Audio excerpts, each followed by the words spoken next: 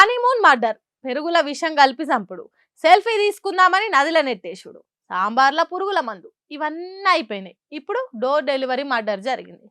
ఏంది door delivery చంపుడు అనుకుంటున్నారా? అయితే కొద్దిగా చెవులు రెక్కించి వినాల్సిందే.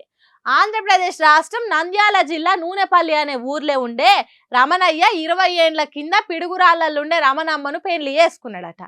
ఈ నడమ చిన్న చిన్న లొల్లులతోని చేసుకున్న భార్య చెప్పకుండా పిడుగురాళ్లకు పోయిందట. ఎన్ని నెలలు ఎదురు చూసినా రాకపోయేసరికి తానే అత్తగారింటికి పోయిందట. సంసారం అన్నాక కోపాలు తాపాలు ఉంటాయి, అవే పట్టించుకోవద్దని నచ్చజెప్పి ప్రయత్నం చేద్దాం అనుకున్నాడట. అని అత్తగారింటికి పోతే మాట మాట పెరిగిందట.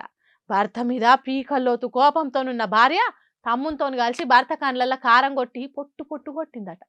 కొట్టుడు అంటే మామూలు కొట్టుడు కాదు, చచ్చిపోయేదాకా కొట్టిందట. జీవిడిచినాక రమణయ్య శవాన్ని తీసుకుపోయి తన ఇంటి ముందట వాడేసి డోర్ డెలివరీ చేసిపోయిందట. చూడుండ్రు ఎట్లున్నదో భార్యామణులు, భర్తలను చంపి డోర్ డెలివరీ చేసే కాడికి డెవలప్ అయినరు. గ్రేట్ కదా.